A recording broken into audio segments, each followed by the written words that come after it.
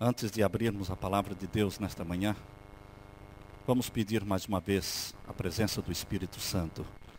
Em nome de Jesus, nos aproximamos de Ti, Pai, em busca do poder do Espírito Santo para entendermos a Bíblia e para vivermos a revelação que o Senhor tem feito através da Bíblia. Derrama sobre nós este poder que ilumina, que convence, que guia na verdade. Que o Senhor fale ao coração de cada pai, cada mãe, cada criança, cada jovem, cada amigo que aqui está.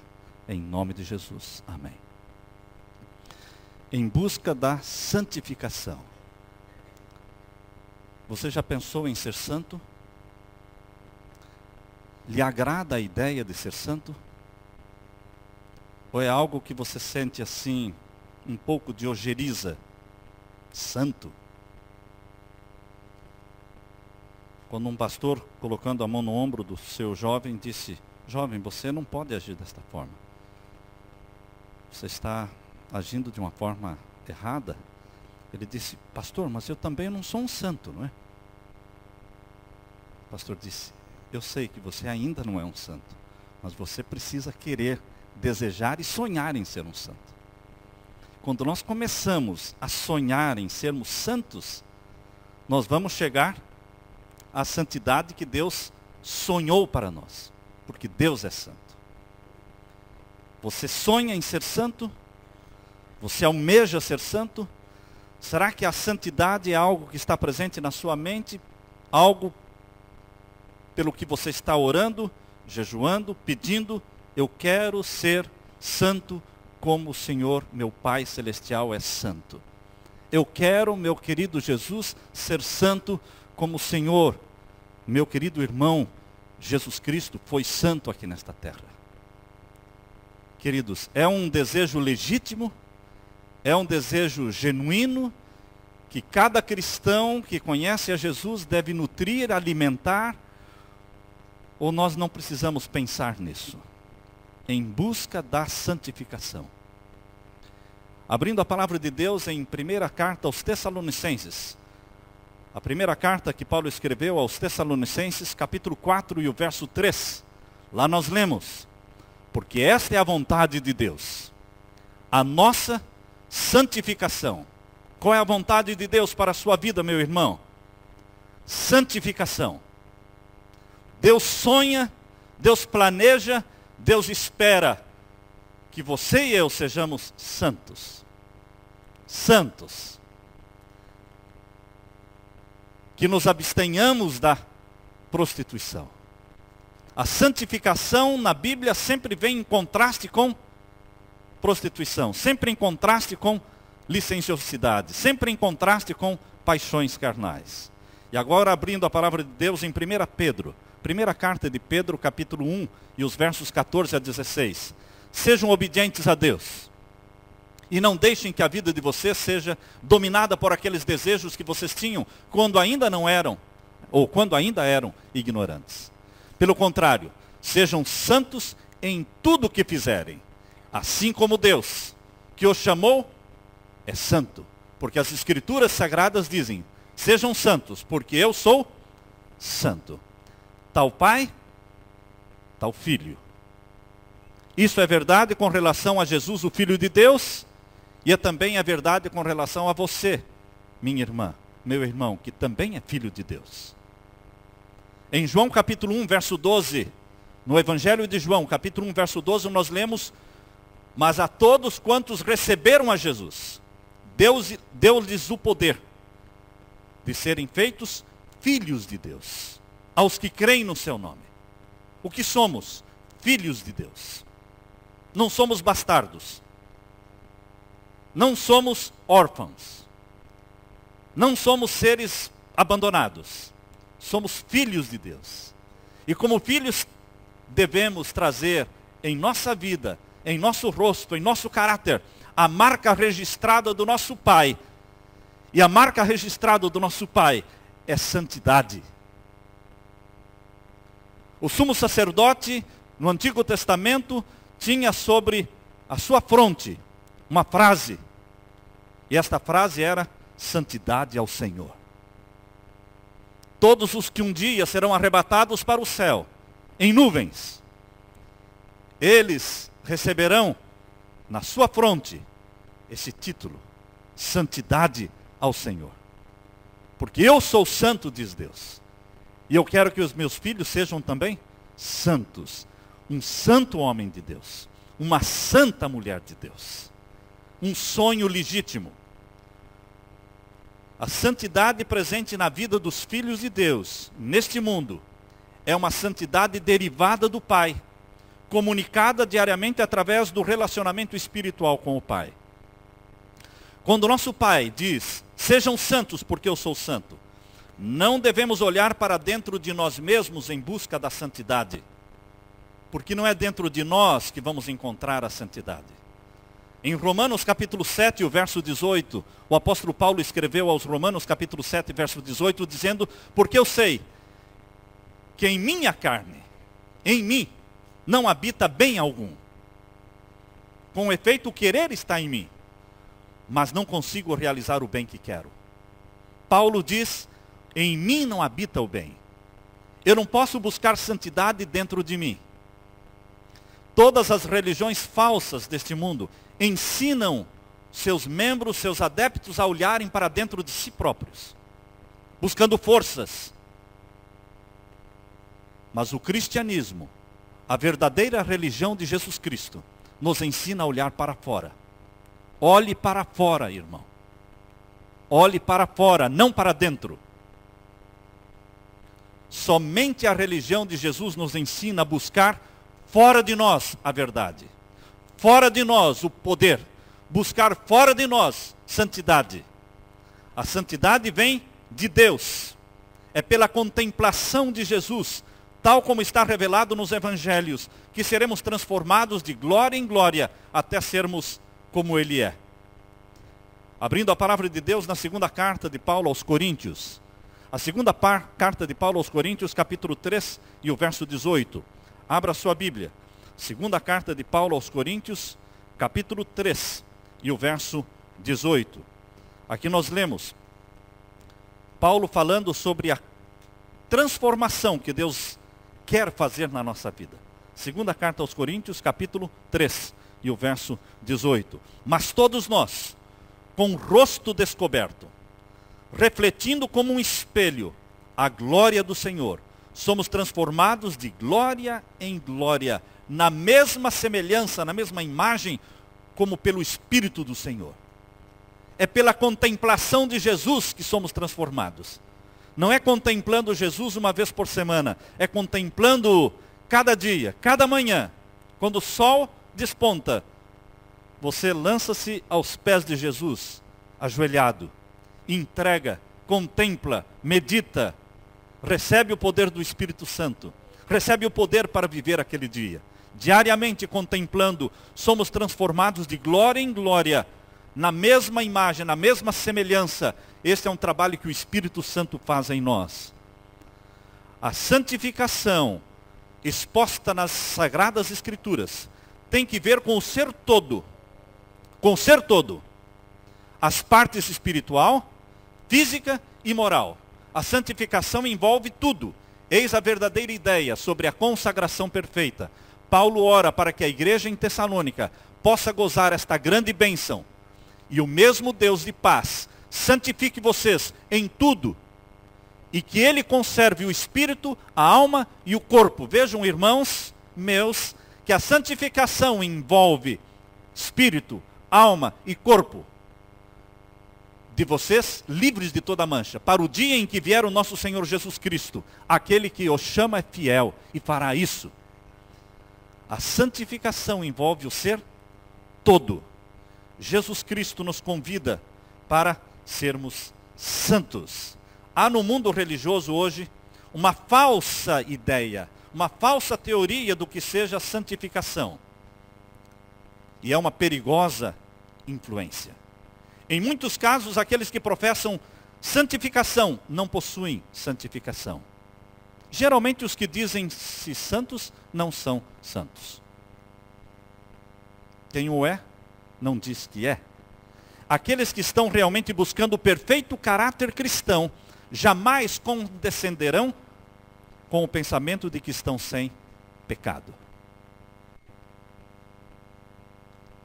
Os que realmente estão desenvolvendo um caráter perfeito, jamais pensarão que estão sem pecado. Quanto mais consagram a mente para se demorar no caráter de Cristo, e mais se aproximam da sua divina imagem, tanto mais claramente discernirão sua imaculada perfeição e mais profundamente sentirão seus próprios defeitos. Junto, bem pertinho da luz que é Jesus, é impossível se sentir limpo, porque eu consigo ver meus defeitos. Mas eu vejo também a misericórdia de Deus para cobrir com a justiça de Cristo. Quando as pessoas alegam que estão santificadas, dão suficiente evidência de estar bem longe de serem santas. Quem disse isso? Deus. No livro Santificação, na página 7 e 8. Quando as pessoas alegam que estão santificadas, dão suficiente evidência de estar bem longe de serem santas. Eu já ouvi cristãos dizerem: eu nunca me senti tão santo como agora. Eu nunca me senti tão num estado de santificação como durante este mês ou durante este ano. Cuidado, irmãos. Quando as pessoas alegam que estão santificadas, dão suficiente evidência de estar bem longe de serem santas. Deixem que os outros digam que vem em você santificação, mas que nunca saia dos meus lábios que eu sou santo, que eu estou num estado de santificação. Deixe que os outros falem do seu estado. Quanto maior a distância,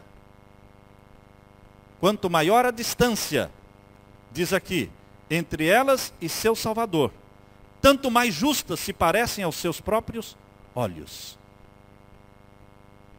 Livro Santificação. Isto me ajuda, porque me ajudou muito, eu creio que vai ajudar a igreja também. Quanto maior a distância entre eu e o meu Salvador, tanto mais justo eu vou me ver aos meus próprios olhos. Jesus Cristo sempre condenou a justiça própria, chamando-a de trapos de imundícia. Justos aos próprios olhos. Jesus Cristo sempre condenou a ostentação pública. A religião nos dias de Jesus tinha muita ostentação. Era uma religião muito bonita. O templo era muito bonito. A roupa dos sacerdotes era muito bonita. A roupa que os doutores da lei usavam era muito bonita. A cerimônia da oração era muito bonita. Eles oravam em pé e faziam gestos. E quem contemplava ficava pensando que eles iriam ser trasladados naquele exato momento. Tão grande era a ostentação de santidade. Eram tão santos que nem conversavam com os pecadores.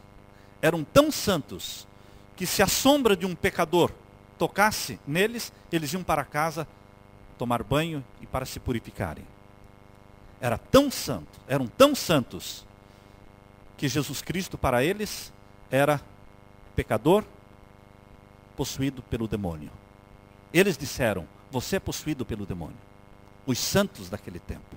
Queridos, a ostentação de santidade e de justiça própria sempre foram condenadas por Jesus. Vamos ver aqui, nosso Salvador sempre condenou a justiça própria. Ele ensinou seus discípulos que o mais elevado tipo de religião é aquele que se manifesta de maneira calma e modesta.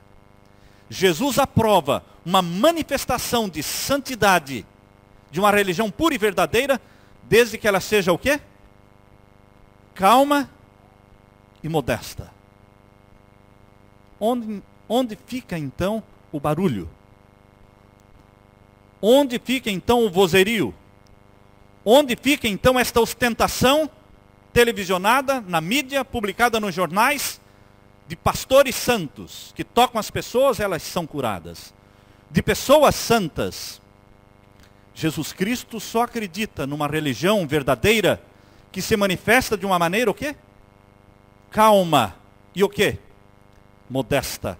O que é ser modesto? O que é ter uma religião modesta? É não ostentar, é não publicar, é não chamar atenção. A pessoa modesta é aquela que entra e sai sem chamar atenção para si mesma.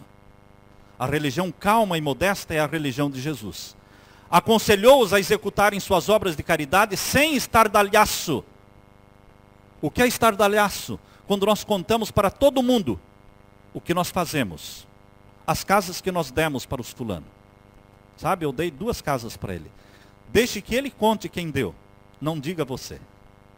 Porque se você disser, você estaria fazendo caridade com estardalhaço. Queridos, não por ostentação. Todos estes textos que nós estamos lendo aqui são textos que Deus escreveu através da sua serva. Estão no livro Santificação. Não por ostentação, nem para serem louvados e honrados pelos homens, mas para a glória de Deus. Quando recebemos louvores dos homens, não precisamos do louvor de Deus. Já fomos honrados na terra, não precisamos ser honrados no céu. Já recebemos nossa recompensa. Mas, queridos, eu tenho certeza que ninguém aqui quer substituir a honra dos homens pela honra de Deus. Deus quer honrar os que são humildes. Os seguidores de Cristo foram instruídos a não orarem com o propósito de serem ouvidos pelos homens.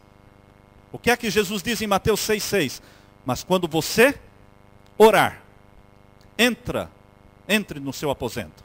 Fechando a porta, ore ao seu pai que está em oculto, e seu pai que vem secretamente, o recompensará. Uma religião calma e modesta, sem estardalhaço.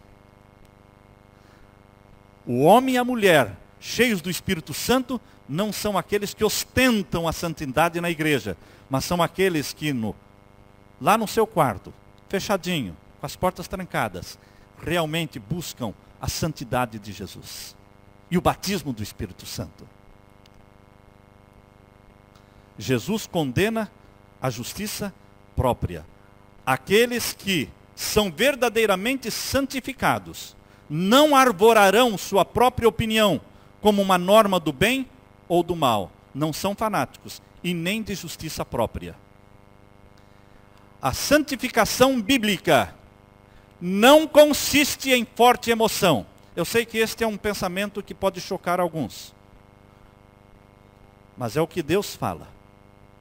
Nós vemos hoje no mundo religioso, no mundo pentecostal, uma religião de fortes emoções.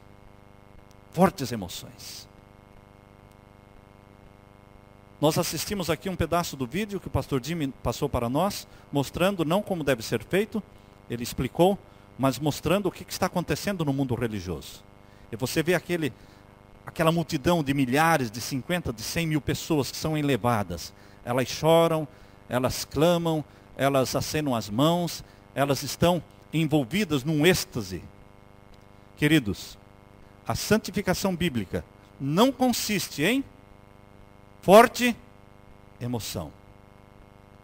Tem emoção, mas não é a base da santificação. Eis onde muitos são levados ao erro. Fazem dos sentimentos o seu critério. Quando se sentem elevados ou felizes, julgam-se o quê? Santificados. Sentimentos de felicidade ou ausência de gozo não é evidência de que a pessoa esteja ou não santificada. Se você disser hoje, eu saí da igreja e não senti nada, isso não quer dizer nada. Outro sai da igreja e diz, hoje eu me senti elevado, isso não quer dizer nada também. O que importa é o que vai acontecer na sua vida no dia a dia. Se houve mudança ou não houve mudança. Se você chorou ou não chorou. Se você se sentiu tocado ou não.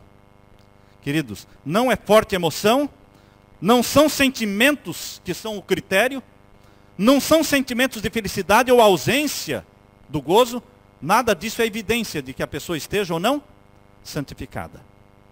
A santificação é obediência aos mandamentos de Deus. A santificação só não será falsa se ela produzir obediência aos mandamentos de Deus. Uma obediência conscienciosa, prazerosa. Não existe tal coisa como santificação instantânea. Não existe coisa como santificação instantânea. A verdadeira santificação é obra diária, continuando por quanto tempo? Enquanto dure a vida, durará a santificação. Quando é que poderemos nos sentir completamente santos? Enquanto Jesus não voltar, nunca poderemos nos sentir completamente santos, porque a santificação é uma obra que vai durar tanto tempo quanto dure a vida. Aqueles que estão batalhando contra tentações diárias, vencendo as próprias tendências pecaminosas e buscando santidade do coração e da vida, não fazem nenhuma jactanciosa proclamação de santidade. Quando vem o verão, nós olhamos para as árvores distantes na floresta, todas estão vestidas de um lindo manto verde. E quando olhamos aquele manto verde da mata no verão, não podemos distinguir as árvores que são sempre verdes e das outras que não são sempre verdes. Mas quando se aproxima o inverno e o rei gelo as envolve em seu gélido abraço, despojando as outras árvores da sua bela folhagem, as sempre verdes são prontamente discernidas. Assim será com todos os que andam em humildade, desconfiados de si mesmos. Queridos, o cristão, eu e você, precisamos desconfiar de nós mesmos e confiarmos unicamente em Jesus. Aqui diz, assim será com todos os que andam em humildade, desconfiados de si mesmos, mas apegados, trementes à mão de Cristo. Desconfie de si mesmo, confie em Jesus. Quando alguém disser que você é bom, agradeça, diza, louvado seja Deus, mas eu sei que eu não sou bom. Bom é Jesus. Quando alguém disser, você é misericordioso, você diz, louvado seja Deus, mas eu não sou misericordioso. É Deus que é misericordioso. Isso que você está vendo não é meu. É Deus que me deu. A glória é dele. Queridos, nós temos que desconfiar de nós mesmos e agarrarmos trementes à mão de Jesus Cristo. Renúncia própria, sacrifício pessoal, benevolência, bondade, amor e o que mais? Paciência, magnanimidade e confiança cristã em Deus são os frutos diários produzidos por aqueles que estão verdadeiramente ligados com Deus. Quem está ligado com Deus faz renúncia própria diariamente, sacrifício pessoal diariamente, benevolência diariamente, bondade, amor, paciência. Aqueles que se dão ao trabalho de chamar a atenção para suas próprias obras, constantemente falando do seu estado sem pecado e esforçando-se por salientar as suas concepções religiosas, com isto estão apenas enganando o seu próprio coração. O homem, gostaria que prestassem atenção neste texto que Deus escreveu. O homem verdadeiramente justo, leia comigo, anda inconsciente da sua bondade e piedade. Será que nós temos consciência da nossa bondade? Quando a gente tem consciência da bondade da gente, é porque a gente está fazendo aquilo o quê? Pensando. Você pensa e você faz. Então você tem consciência do que está fazendo. Mas vai chegar o momento em que o Espírito Santo vai trabalhar no seu coração, no meu coração, e nós vamos praticar a bondade inconscientemente. O homem verdadeiramente justo anda inconsciente da sua bondade e piedade. O princípio religioso tornou-se o motivo da sua vida e conduta. É-lhe natural produzir frutos do Espírito, como para a figueira produzir figos ou a roseira carregar-se de rosas. Continuando. Todos os que entram na esfera da sua influência percebem a beleza e a fragrância da sua vida cristã, ao passo que ele próprio está inconsciente desta. As pessoas admiram a sua bondade, mas você mesmo está inconsciente da sua bondade. As pessoas louvam a sua misericórdia, mas você mesmo não se tocou, você não percebeu que está usando de misericórdia, porque você está fazendo algo, porque você tem comunhão com Jesus, isso lhe é o quê? Natural. Lhe é natural. O pastor Santos estava contando a experiência de hoje, quando ele foi levar um menino para a escola, que o pai não queria levar, e a criança não podia ir, então ele se dispôs a levar. E a mãe do menino falou, mas você vai levar meu filho para a escola? Levo. Carregou a criança nos braços, colocou no carro, o menino estava machucado, não podia andar. Chegou na escola, carregou nos braços de volta, e era um menino um pouco pesadinho, né? Levou até a sala de aula, e a mãe do menino ficou. Mas quem ama Jesus, faz isto o quê? Naturalmente. Porque ele está ligado a Jesus. Nem tem consciência do tamanho da caridade que ele está fazendo, porque para ele é normal amar as pessoas e ajudar as pessoas. Aí diz, ele está inconsciente desta, visto estar ele em harmonia com seus hábitos e inclinações. Deus sorri para os humildes. Deus sorri para os meigos, que seguem de perto as pisadas do Mestre. Os anjos são atraídos a eles e apreciam demorar-se ao seu redor. Os anjos celestiais curvam-se amavelmente sobre eles e são como uma parede de fogo ao seu redor. Deus sorri para quem? Os humildes. Para quem? Para os meigos. Para os meigos. Por que Cristo foi rejeitado quando ele veio à terra, irmãos? Ele era ruim? Sim ou não? Ele era arbitrário? Não. Ele era um santo. Ele era bondoso. Ele era misericordioso, perdoador, mas foi rejeitado. Você já parou para pensar por que Jesus foi rejeitado? Veja a resposta. Nosso Salvador era a luz do mundo, mas o mundo não o conheceu. Ele estava constantemente empenhado em obras de misericórdia, derramando luz sobre o caminho de todos. Todavia, não chamava a atenção daqueles com quem se misturava, para que contemplassem sua incomparável virtude, sua renúncia, seu sacrifício e benevolência. Não chamava a atenção das pessoas para si. A Bíblia diz, olhando nós para ele, nenhuma beleza havíamos para que o desejássemos. Ele era uma pessoa comum, misturado no meio da multidão. Os judeus não admiraram tal vida. Os líderes judeus não admiraram tal vida. Consideravam a religião de Jesus como o quê? Sem valor. Por quê? Porque não concordava com a norma que eles tinham de piedade. Para os judeus e para os líderes religiosos daquele tempo, ser piedoso era ostentação, barulho, aparecer. E para Jesus isso não era santidade. Como Jesus veio com uma norma diferente da deles, eles rejeitaram Jesus. Julgaram que Cristo não era religioso em seu espírito e caráter, porque a religião deles consistia em exibições, em orações públicas e em fazer obras de caridade por ostentação. Trombeteavam suas boas ações, como fazem aqueles que arrogam a si a santificação. O que é trombetear, irmãos?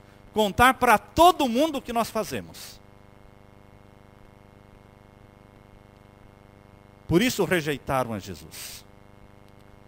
Os políticos, e agora estamos em período de política, cada um diz que é melhor do que o outro. São todos pecadores. Como nós somos pecadores. Ninguém é melhor do que ninguém. Tim não é melhor do que Howard, não é melhor do que Kerry, não é melhor do que Clark. Ninguém é melhor do que ninguém. Todos são pecadores e cheios de ostentação, dizendo eu fiz isso, eu fiz aquilo, eu sou melhor porque eu fui para o Vietnã, você não foi, eu sou melhor porque eu fiz isso, você não fez. O puro egoísmo, irmãos. Mas tudo bem, isso é política. Mas e quando a política se torna espiritual, dentro da igreja? A política religiosa, hoje no mundo pentecostal, santificação é ostentação. Eles televisionam, eles publicam nos jornais, a hora da cura, venha, você vai sair curado. Como vai sair curado? Por acaso eu sei se é da vontade de Deus curar aquela pessoa? Por acaso você sabe se é da vontade de Deus fazer isto ou aquilo? Por acaso Jesus em suas orações não dizia sempre, Pai, seja feita a tua vontade, não a minha? Se Jesus nos ensinou a orar, seja feita a tua vontade, Pai, não a minha, como é que eu posso dizer, você venha que você vai ser curado? Eu não sei. Eu não sei qual é o plano de Deus. Paulo orou para ser curado e o Pai Celestial disse, Paulo, eu amo muito você e a minha graça basta para você. Fica com a doença. Você só precisa da minha graça. E Paulo falou, louvado seja Deus. Não foi plano de Deus tirar o espinho da carne de Paulo. E Paulo orou como Jesus, seja feita a tua vontade. Por isso, meus queridos, não podemos fazer ostentação da nossa caridade, trombetear nossas boas ações, mesmo que sejam espirituais. A vida de Cristo estava em contraste direto com os judeus. Ele não buscava nem ganho e nem honra. Suas maravilhosas ações de cura eram praticadas de que maneira? Vamos ler juntos ali a parte em negrito. Suas maravilhosas ações de cura eram praticadas da maneira mais... É assim que o mundo religioso faz isso, irmãos. Quando alguém é curado, botam na revista, no jornal e na televisão. Que contraste com Jesus. Suas maravilhosas ações de cura eram praticadas da maneira mais silenciosa possível. A religião de Jesus é uma religião calma, modesta. E quando ele atua na vida das pessoas, ele atua de uma maneira silenciosa, a mais silenciosa possível. Sem estardalhaço, sem barulho, sem confusão. Humildade e mansidão caracterizavam a vida de Jesus. E foi por causa do seu andar humilde e de suas maneiras despretensiosas, em tão notável contraste com a dos fariseus, que estes não o aceitaram. Por que eles rejeitaram a Jesus? Eis aí a resposta. Por quê? Foi por causa do andar de Jesus. Que andar? Humilde. Eles não gostavam de andar humildemente. Jesus andava, por isso rejeitaram Jesus. O que Jesus fazia? Ele não tinha pretensões, ele agia de uma maneira despretensiosa. Quando curava alguém, ele dizia, não conte para ninguém. Que contraste com o mundo religioso que vemos ao nosso redor. Despretensioso, em tão notável contraste com os fariseus daquele tempo.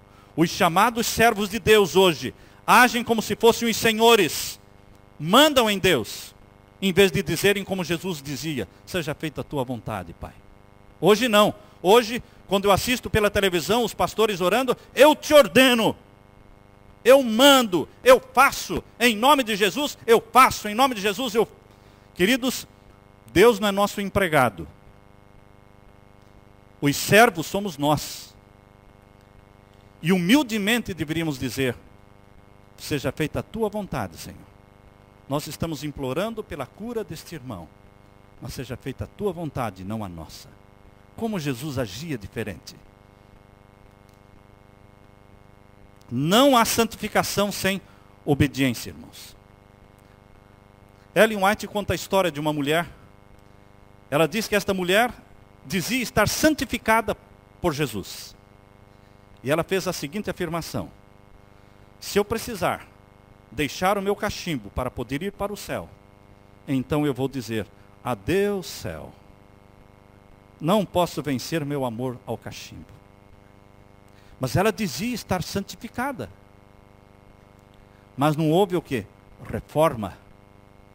Quando a santificação não é acompanhada com reforma de hábitos, de vida, abandono do pecado, esta santificação é falsa. Porque não leva à obediência aos mandamentos de Deus. Uma outra senhora Numa das reuniões evangelísticas que a igreja estava fazendo, em New Hampshire, esta mulher, ao ouvir a mensagem pregada, ela deu testemunho numa noite, no evangelismo, dizendo: este povo que está pregando o evangelho aqui nesta cidade, está fazendo o trabalho de Deus, chamando os pecadores ao arrependimento, e este sábado que eles estão pregando é o sábado bíblico. Isso foi numa noite. Na outra noite, esta mesma senhora voltou e deu um outro testemunho. Eu estive orando ao meu Deus, de ontem para hoje, que eu estava preocupada com a questão do sábado, e o meu Deus me revelou que eu não preciso guardar este sábado, que eu devo ficar tranquila quanto a isso. Então Ellen White escreveu, desta mulher, escreveu o seguinte: esta mulher não possuía genuína santificação. Não fora Deus quem lhe dissera que poderia ser santificada, vivendo em desobediência a um dos seus explícitos mandamentos. A lei de Deus é sagrada, e quem lhe disse que poderia continuar a quebrar a lei de Deus e ser inocente, fora o príncipe dos poderes das trevas. Queridos, aqueles que pregam, ou quando nós pregamos santificação sem obediência aos mandamentos, uma santificação sem uma reforma de hábitos e de vida, quem é que está pregando? É o príncipe dos poderes das trevas. Deus nos chama para sermos santos, porque Ele é santo. Está o Pai, está o Filho. Geralmente os filhos, à medida que vão ficando mais velhos, vão ficando cada vez mais parecidos com quem? Com os pais. O jeito de andar, o jeito de falar. Eu hoje, com 52 anos, estou ficando a cara do meu pai. E a Leila às vezes me surpreende e ela me olha assim: mas como você parece o seu pai? Cada vez mais parecido com o meu pai. Está o pai, está o filho. Deus espera, meus irmãos, que com 1 ano de cristão na vida cristã, ou com 2 anos, com 10 anos, ou com 30 anos como adventista do 7º dia, nós sejamos mais e mais parecidos com o nosso Pai Celestial. E a marca registrada do nosso Pai Celestial é santidade. Sejam santos, porque eu sou santo. Termino lendo Hebreus capítulo 12, verso 14. Segui a paz com todos. E segui o quê? A santificação, sem a qual ninguém verá o Senhor. Meu convite nesta manhã é para que você seja santo. Porque o nosso Pai é santo. Você deseja ser santo como Jesus foi santo? Você sonha com isso? Você almeja isso? Eu quero orar em favor daqueles que têm esse desejo no coração. Se você tem esse desejo, é o Espírito Santo que está dando esse desejo de você ser santo. Mente santa, pensamentos santos, santidade de vida, santidade de corpo. Corpo, alma e espírito. Quantos nesta manhã desejam dizer: Pai, eu quero ser santo, porque o Senhor, o meu Pai, é santo. Coloca em mim a tua santidade, pelo poder do Espírito Santo. Amém? Amém. Oremos ao Senhor. Mantenha a sua mão levantada enquanto nós oramos. A sua mão levantada é uma demonstração do seu desejo de receber a santidade que vem de Jesus. Pai eterno, olha lá do céu os teus filhos, as tuas filhas, manifestando com a sua mão levantada, que querem desta santidade que vem de Jesus. Nós não temos o bem em nós, Pai. Nós temos que olhar para fora, para o céu. É de lá que vem o nosso socorro. É de lá que vem o poder do Espírito Santo. É de lá que vem a santificação. Santifica, Pai, nosso corpo, nossa mente, nosso espírito. Reforma a nossa vida, nossos hábitos, nossos costumes. Repreende o pecado na nossa vida. Porque como poderíamos abandonar o pecado se o teu Espírito não o repreendesse em nossa vida? Portanto, Pai, em tua misericórdia e em teu amor, repreende-nos para que sejamos aperfeiçoados, dia a dia, contemplando a Jesus Cristo, transformados à sua imagem. Derrama sobre nós o Espírito Santo e aceita a nossa entrega, fraca e imperfeita como seja, mas aceita a nossa entrega neste momento, pois fazemos em nome de Jesus. Amém. Amém, Senhor.